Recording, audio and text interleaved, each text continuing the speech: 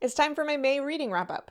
I know we're almost like a week into June and I'm super late, but real life got kind of crazy with my work, and so this is when I could get around to it. This month I finished 15 books and I also DNF'd 2. 6 of the books that I finished were from the same sort of police procedural series that I've been binging on audiobooks. I also read 4 books in the lit RPG genre and 3 speculative fiction books. I read 1 literary fiction and 1 sort of cozy fantasy novel. The first book that I finished this month was the cozy fantasy that was called Curses and Cocktails by S.L. Rowland. I had high hopes for this. I really love the trope of like adventure settles down and starts a shop. This one didn't really do it for me. I did finish it. It was a fairly quick read, but I ended up giving it 1 star. It was pretty flat. I didn't think the story really went anywhere, and I just didn't find it that entertaining. So not my favorite for the month. Then I started another lit RPG. It was called Primal Hunter. I've been looking for something to sort of fill the void of Dungeon Crawler Carl. I've been reading a lot of cozy lit RPGs, which I've been really enjoying, and I'll describe some of those in a second. But this was more of the traditional, main character goes out and gets really powerful and fights a lot of monsters type of thing. I might try to go back to this one as an audiobook because I know a lot of people really love this series and I want to make sure I give it a fair chance. And I'm wondering if maybe the audiobook would be better because it was honestly the writing that made it challenging for me to read it. I just didn't think it was very well written, and that was really distracting me from the rest of the story. So I read like 20% of it and then DNF'd it and moved on to something else. So after I put that down, I moved on to a totally different type of book, which is The Moon is Down by John Steinbeck.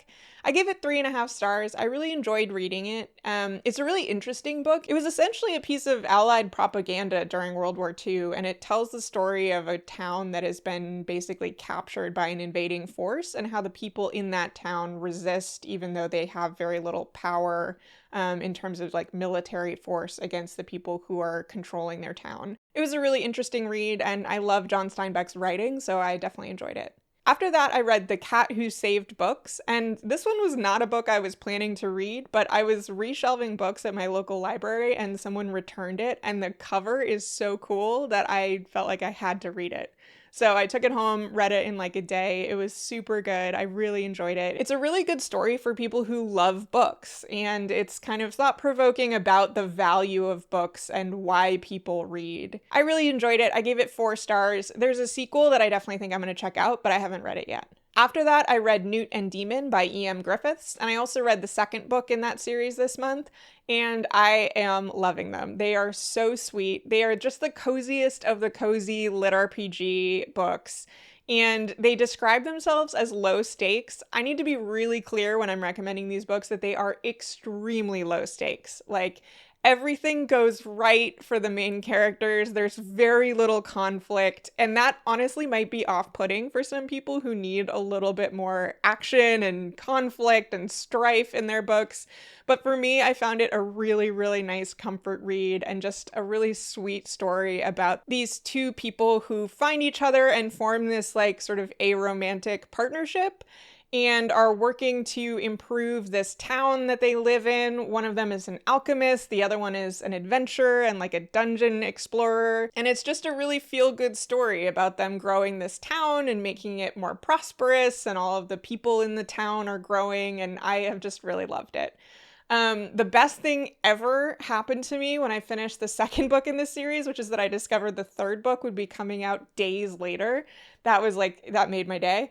So I've already picked that up and I'm reading it as we speak. I gave them both 4 stars. I had originally rated them actually a little bit lower because the lack of stakes just felt like there needed to be more conflict or something going on, but I realized that I just love them so much that they deserved a higher rating. And I have anxiety, and sometimes when I'm going through a more anxious period than normal, it's really nice to just have like a true comfort read, and this absolutely filled that need for me, so 4 stars for sure. And I'm loving the third book already. After that was Piranesi by Susanna Clarke. I'd been wanting to read this for a while and was waiting for it to become available on audiobook through my library. I'm really glad I waited for the audiobook because the narrator is really fantastic for this one. I gave it a 4.5 stars. I really loved it. It was a beautiful book. The imagery was incredible. I found myself thinking about it for days and days and days afterwards, trying to figure out what was even happening in the story.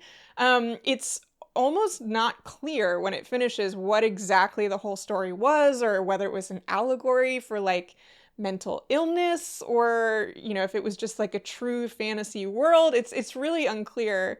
But I really enjoyed it, and I actually kind of liked that that is never really made clear, because it leaves it really open to a bunch of different interpretations that are super interesting. So loved that book, highly recommend it. Definitely think about getting the audiobook for that one. I feel like the books in this wrap up are totally all over the place this month, but I'm just going in the order that I read them. I'm a true mood reader, and so I just switch between genres constantly, and I'm usually reading a couple genres at once, and so it can make wrap ups a little bit chaotic, but bear with me. So the next book that I finished this month was Beware of Chicken 2. I spoke a little bit about this series in my last wrap up because I finished the first book last month, and I am still loving it. I loved the second book as well. It is a cozy progression fantasy novel about someone who becomes basically reincarnated as this powerful cultivator, and then decides he's just gonna go start a farm and build a family. And there's still some of this action, you know, there's fighting, and the animals on the farm also are basically powerful cultivators.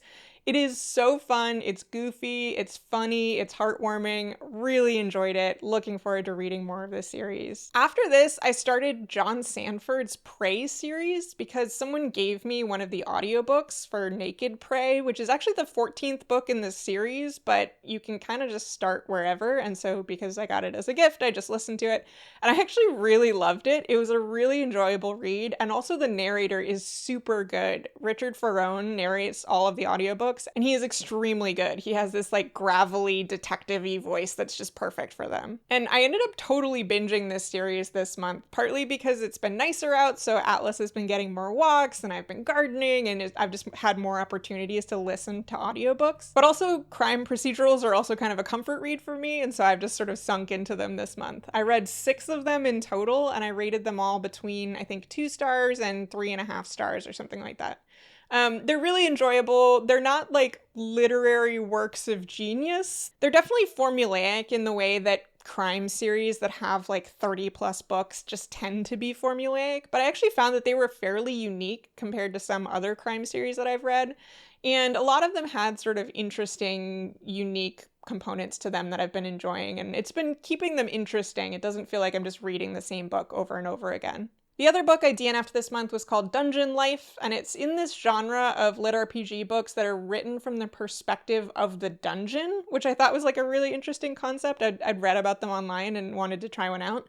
I do think I want to try another book in that genre just to see how I like it, but this one just wasn't for me.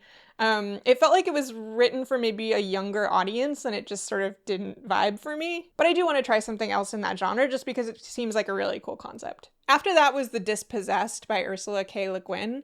This one's been on my to-read for a long time, and I finally got around to it, and I'm really glad that I did because I loved it. It was 4 stars for sure. This is a really interesting sort of speculative fiction novel about 2 different planets that have totally different systems of government. One of them is basically anarcho-socialism, and one of them is like super capitalist.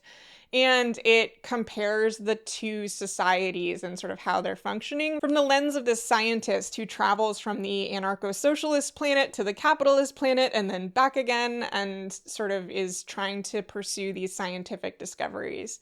I really enjoyed it. I love her writing. Her writing voice is just really spectacular, so I very much savored this book as I was reading it. And then the last book that I read this month was one that I picked up in the like couple of days between finishing Newt & Demon 2 and when the 3rd book came out. And it was sort of in that similar vein of cozy lit RPGs. I love reading these at the gym, and I needed like a gym book. And so I picked up Demon World Boba Shop, Volume 1. Also really enjoying it. It's, again, like cozy lit RPG. This one does have slightly higher stakes than Newt & Demon. There's a little bit more conflict, but honestly not that much. And it's still super cozy and things are going really well for the protagonist. I devoured this book. I loved it. I gave it 4.5 stars, and I'm super excited that there's like 5 books in the series or something like that. So I've switched back to Newt & Demon 3 because it came out and I was super excited to read it, but I'm also super excited to go back to to Demon World Boba Shop. So those were the 15 books that I read this month. It was kind of a wild month for me in terms of genres, and like there was a lot of cozy reading and escapist reading this month, but I had a really good time reading them all, and honestly that's what matters. Catch you next time when I tell you about what I read in June.